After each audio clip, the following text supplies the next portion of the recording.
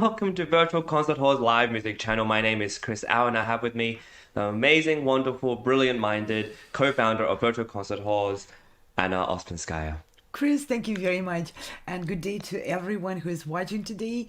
This is a wonderful, festive holiday season, and that opening of the Beethoven Sixth Symphony, even though not dedicated to the holidays, sounded very festive, don't you think, Chris? Absolutely. It really invites us into a wonderful part 5 of our documentary on Beethoven's Sixth Symphony, written and narrated by Lawrence Rapchak, created by New Media Productions Worldwide and Virtual Concert Halls, produced by the architects of music. And what an amazing journey we've had so far with this Sixth Symphony. We've had a wonderful first and second movement, and I think, if I'm not giving away too much, we're going into the third movement. Next chapter. And Exactly. Thank you everyone for this incredible collaboration, which is sealed by our shared passion to bring musicians and music projects from entire globe.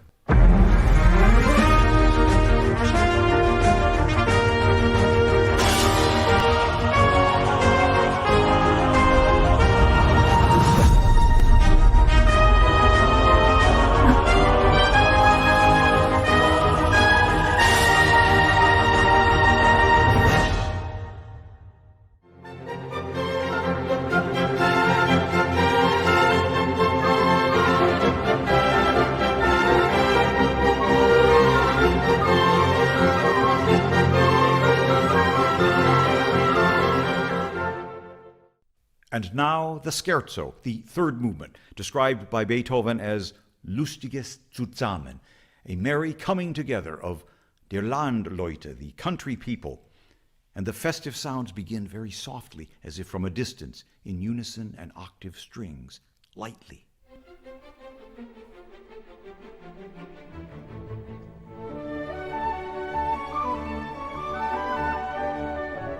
And notice how Beethoven repeats this measure.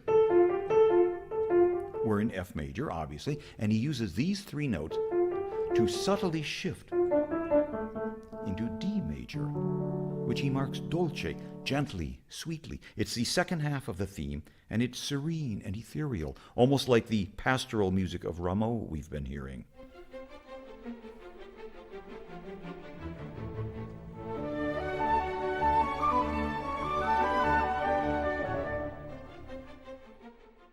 And the music continues very delicately, tiptoeing through the fields in D major and then in C major. And finally, a crescendo, and the main theme returns, full volume in the tonic F major, all unison and octaves. It's very bracing. And that single measure that we talked about is now played 4 times, leading to a new phrase, still in octaves, which at just the right moment breaks out into gorgeous harmony. There it is, the subdominant chord. Yes, a familiar hymn-like progression, even in this lustiges, merry, lusty music.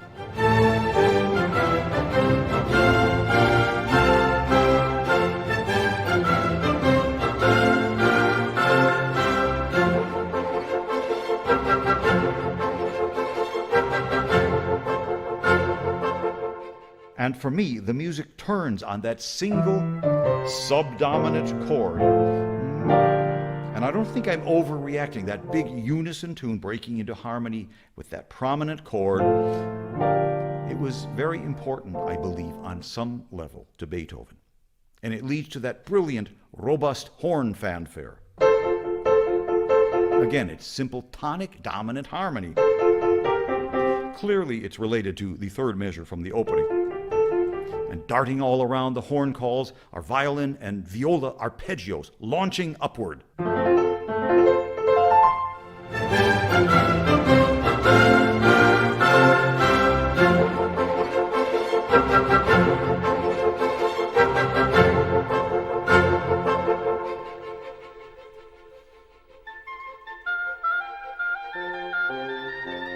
And now the scherzo's second major section, and the horn fanfare motive now becomes the accompaniment to a sprightly dance. And you remember in the scherzo of Beethoven's First Symphony, also in a quick triple time, how the melody at one point was missing the strong downbeats? Well, he does it again here in this new dance section. The accompaniment is here, and a jolly oboe solo.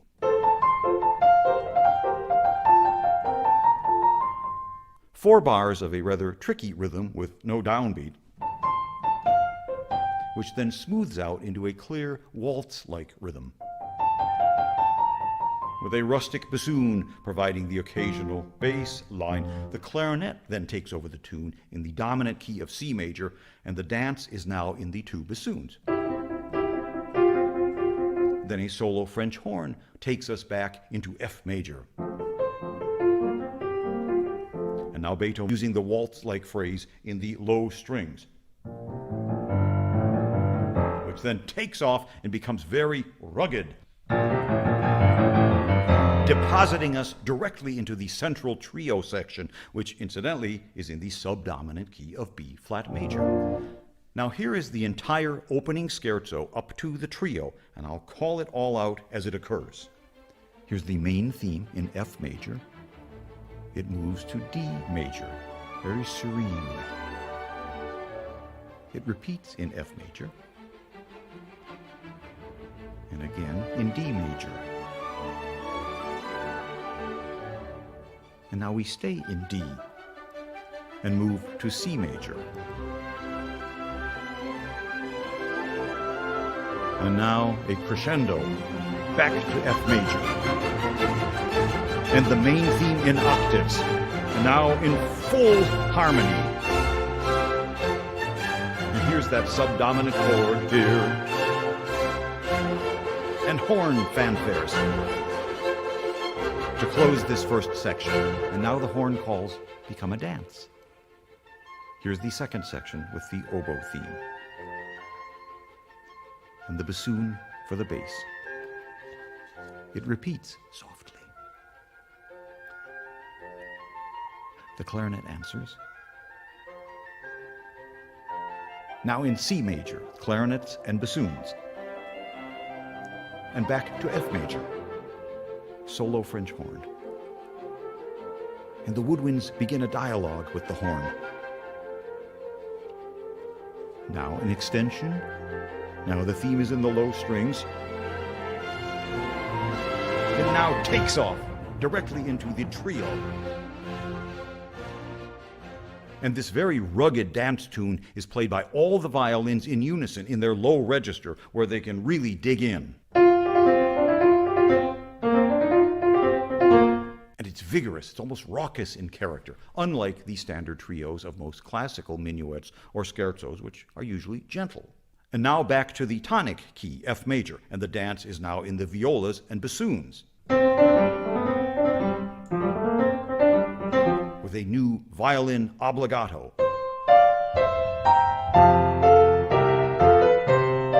And now we have the tune in the dominant key of C major, with the cello and bass adding in, leading directly into this.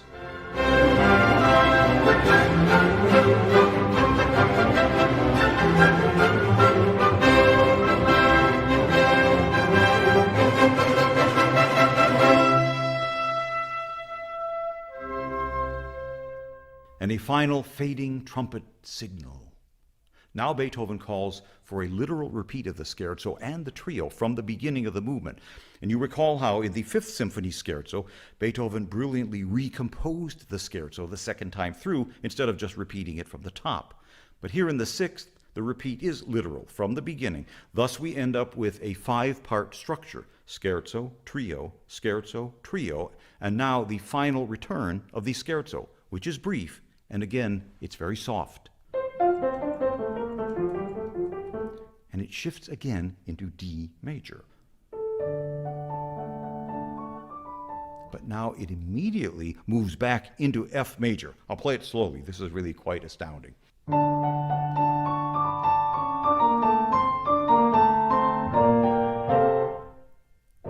quite an unexpected modulation, and it happens very quickly. Listen how it works in the orchestra and at the proper tempo.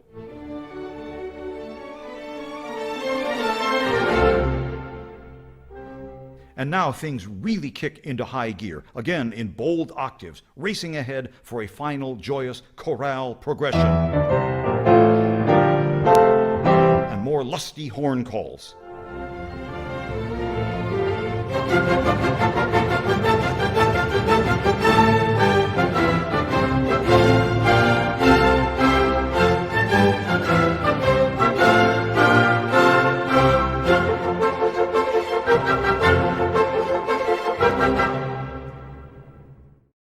I don't think you could ask for a more people's trio.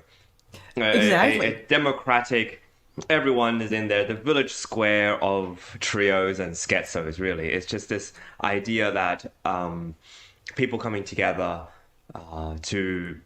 Yeah, and I can imagine that at the premiere of this, how you must have been sitting there for ages, and yet suddenly... you're not as bored anymore, and you start moving your feet a little bit, and everyone's stirring and smiling, and oh yeah, that's kind of my thing, and oh yeah, it's a really wonderful way of that Beethoven brings people in together with this kind of music.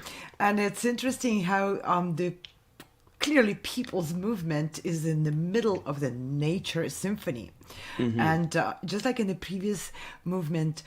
Clearly, there was a theme which didn't sound like a nature sound or like a bird something. It sounded more like a human voice. It was immersed and gradually integrated into all these nature sounds of birds chirping and so forth. Here, right, follow that movement. Beethoven inserts a town square or a village square exactly in the middle of it, and with such energy, such joy and harmonious at the same time. It's again Beethoven's idea of humanity being part of nature and being in harmony with it, and, as opposed to always fighting and battling it. Becomes so vivid in this movement. And I want to also point out that Beethoven was a big fan of plagiarism, stealing tunes from popular pub Oh yeah, why songs. wouldn't you? Yeah. I mean, if it makes people want to listen to more of it, and if people want to even sing along to something, I think he was all for that. Oh, absolutely. And even when he created his own original tunes and melodies, they often resemble that pedestrian and villagers' a thump of the feet of a dance or a thump of the beer mug on the table. So this movement clearly has that dancey element, of a very rugged dancey element of just... let out joy. What an appropriate time to be talking about this and watching this program on this movement during the festive season of the holidays. Yeah. Well, what's really interesting is a lot of composers may use contrast in a way that is like we had light and the sunset and the nature and streams and bird calls, and they may suddenly use something like a storm incoming in or something different. But he decides to use contrast in a way that says, okay, well, we've done enough nature. Let's change the scene to a dance and a village square and a village plaza where people get along. And just like those images that we saw on screen, it's these people, they're playing games, they're buying stuff, they might be taking stuff from one another, they might be arguing, they might be boisterous. It reminds me a lot of the second movement of the Opus 110 Beethoven Sonata in A flat, where after the first movement, it's this heavenly thing that transcends, and you just feel like you're floating in the ether. The second movement is very much like him going to the tavern. It's boisterous, he's bumpy, he's digging his elbows at everybody and trying to get his beer and sit at this tavern, and then it transforms into something very different, which we won't talk about today. But he always uses this kind of thing as a way to, I think it demonstrates his personality just wonderfully. And it's so attractive. Yeah, absolutely. It's that side of our nature where the raw energy comes in a joyful gathering together with other people. Yeah. And Beethoven was very, very much into that state of emotion, of just let go and celebrate kind of thing, for all the other struggles and drama which he also expressed. But when he composes a movement like this, it holds together by that one coherent mood and one coherent emotional state of the action Yeah. and interaction of people in a very lively and a very lifelike, very organic way, coming together in the mood of a celebration. Clearly, this movement has all the elements, and the song and the dance and all the commotion, and sounds like a big crowd. Yeah, it does. What I love about this is that, like I said in the beginning, it feels as if he can go anywhere. Beethoven, it really is a composer that takes you by the hand to the most stormy, dark world of fate knocking on the door. But he's the same composer who can also take you to a village square and say, "Hey, look, this is where I live, and this is what's happening today, and we're just gonna." I liken it to sort of, yeah, people after a Sunday church service, everyone's finished being quiet, and they were out in the public, and back to being gossipy, trading, and back to doing their business and being people, which is really something remarkable to say, because there is this idea that the artist, this transcendent genius of an artist, doesn't relate with people or the common people. That they don't associate themselves, because no, I have this lofty idea of what art is, and this is where I am. But Beethoven is saying, as one of the greatest geniuses of art, says no. I'm part of the beer party. I want to be a part of the beer party. Exactly. Let's get a little drunk and have a fun time, and let me invite you with my music to this. And let's talk a little bit about also, if you don't mind, about how he does this, right? The way in which he uses certain techniques, the horns, the instrumentation. There's a sweetness, in terms of some key change, but then he moves on. There's also this there's a section, the progression, where he changes from, he uses very quick changes in accidentals to get from one place to another, and there's a big crescendo, and then we're back in F major again, as if nothing had happened. I love these little sections. Yeah, exactly. And again, Beethoven being Beethoven, he takes small snippets of motive and integrates it with another small snippet of motive, and then all of those have very rich and very charged reminiscences, and they evoke memories of pictures, paintings, and experiences in a very, very strong and very quick way. For example, like what Larry mentioned is a robust horn fanfare. You hear it, you hear Larry pointing this out, and immediately, I don't know about you, Chris, I have memories of being in the situations where you hear that kind of music, and it means something. It has historic context, it has personal context, and it just becomes such a personal experience to be part of that third movement of the symphony. It almost feels like I'm in that town square. Yeah, and I mean, maybe in in North America or certain parts of the world, this idea may have been lost or taken into a different realm. I often think a lot about how when we go to Europe, there's all these village squares, town squares, city squares. Even in the big cities, you have these squares where there's always a church, there's a bunch of shops, there's cafes, restaurants, bistros, and then you have big place where I think currently you'd have maybe street performers and all that, but back then probably some different kind of street performers too, and music. And I almost think that this kind of music should be played a little roughly. Like you might imagine, listening to this in the Berlin Philharmonic or another one of these fantastic orchestras, and it's just so polished. But in a way, like the way it evokes a village square, it almost sounds like it should be played a little roughly. There should be this little gruffness to the way the sound is, and things shouldn't be quite so polished.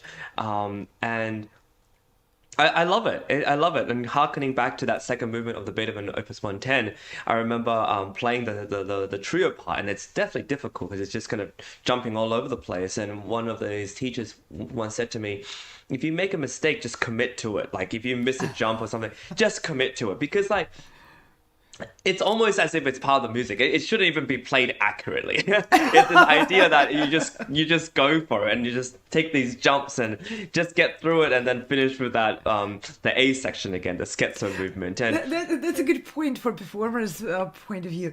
There are lots of moments in Beethoven's sonatas and concertos and whatnot, which are created with those rough edges in mind. And I would like to always play them accurately, but you're right. Striving for accuracy and polish can take away from the actual nature of that music coming from the earth. And I want to circle back to the idea how Beethoven puts man as part of the nature symphony and gives that movement the raw earthly flavor, and it almost has smells even to it. It sounds so organic, so natural, so raw in many parts. Even the harmonic changes in there, they just sound abrupt and raw, like rocks on the trail. So that really. Go ahead. No, I was just going to say, like, and you realize that obviously, if you look at sketches of Beethoven's music, that he obviously took great pains to design and craft these finished products. So any kind of roughness, these jagged edges you mentioned, they're not accidental. It's not like he had a bad day and he just and accidentally missed the harmony. Yeah, he's just like, whatever, like this will do, It's not that at all. It's not this whatever, like it's they won't know any different, it's okay. No, it's part of his vision that sometimes music ought to be just absolutely polished and beautiful and refined, and like that shimmering pastoral vision. These sections you just have to absolutely be perfect almost in the way you portray the music. But then there's certain pieces of music like this which allows the performer to feel like they can be a little rougher version of themselves, and yet it's still crafted in exactly how Beethoven wanted it. Yeah, and that's the range of the emotions and the range of depiction of those emotions in Beethoven's music is just an astounding thing. And, that's probably one of the reasons why just about anyone can relate to that. And his incredible craft of, again, taking small motives and stitching them together and putting them together in the most surprising ways. I think we talked about it in one of the previous programs. If Beethoven was today's composer, his music probably would be on every one of those downloadable soundtracks, because he is such a master of sound bites. Yeah, he really is. You can literally take 3-4 seconds of his music and loop it, and it becomes one of the most memorable earworms. I swear that's basically what he's doing without the technology that we have of the looping. Even with the scherzo, there's like a 3-note motive that he continues to quote unquote loop throughout the orchestra. And what a way to write.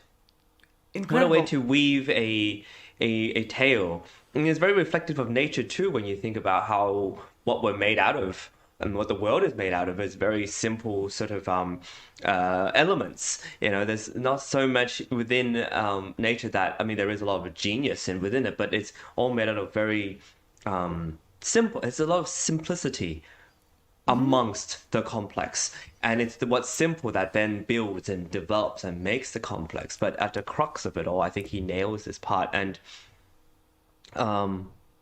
Well, yeah, what an absolute genius. I really, you become speechless after a while just talking about Beethoven because you can't use any more words. You run out of words to describe Well, how wonderful he is. Lawrence Rapchak has a lot of really precise words to describe and to point out and communicate and articulate just that. How does Beethoven express his genius through really tangible means? Thank God we have him and not me talking about it. Then we run out of all the positive words, run out of things to talk about. Exactly. I'm really grateful to be able to be on this journey. We're in the third movement now. I know we have other parts to go, and so I want to make sure that everyone knows there's more to come. And I'm really excited for this. And yes, we are live on all the major platforms with the Beethoven Symphonies exploration called Magnificent 9. Yes. And we go section by section, sometimes movement by movement. And we're led by incredible Lawrence Rapchak and his narration, taking us by the hand through at the turns and twists of the story which Beethoven unfolds in front of us. Eyes and it's ears. wonderful. Yeah, it's wonderful how he does it, and I want to give a big hand to the team and the collaborators that we have, New Media Productions Worldwide. So the incredible editors at Virtual Concert Halls, as well as architects of music, and of course the brilliant voice, narration, storytelling, and everything that Larry Rapchak does is just marked with gold, and this is really wonderful that we get to share in this, you and I, Dr. Anna, as well as our audience. I feel very honored and blessed to be part of that journey. And we're live every Thursday at 2 p.m. Eastern Standard Time and every Sunday at 12 noon Eastern Standard Time. So grab your mug of whatever you like. Yeah, beer or hot chocolate. One of those. Yeah, something. Either one. Depending on the movement. Yes, depending on the movement. And with the next program, we'll be moving on to explore the fourth movement and the last movement of the Beethoven Sixth Symphony. And then after that, more symphonies coming out. We should put in the description, like, what to drink as you're watching this, just so you're in the right mood for what's to come. Today, this episode should be a should be a beer stein of beer. Yeah, exactly. Dark German beer. Exactly. Well, and also for everybody else watching, please check out our wonderful shows, Music and Musicians Daily Live Show.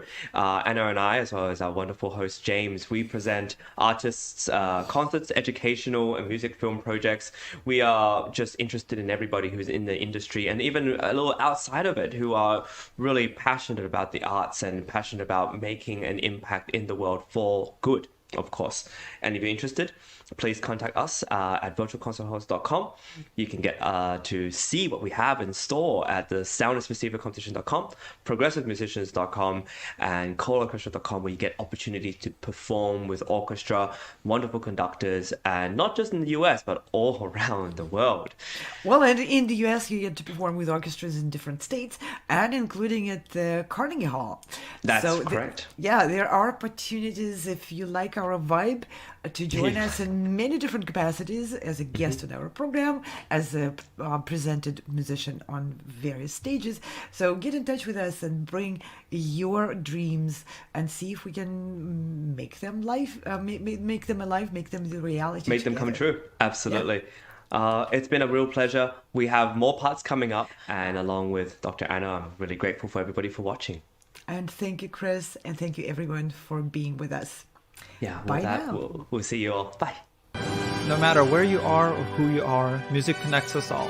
We started with a dream, but now we are paving the future. Welcome to the Sound Expressiva Global Competition. Fully virtual, yet bringing musicians closer together than ever before, now on a global scale. True live, inclusivity, diversity, connection, community, an extraordinary array of judges. Get noticed by companies all over the world. Prizes, scholarships, performance opportunities. Apply to be a part of the most exciting congregation of artists like nothing you've ever seen before. We guarantee quality and leave no musician behind.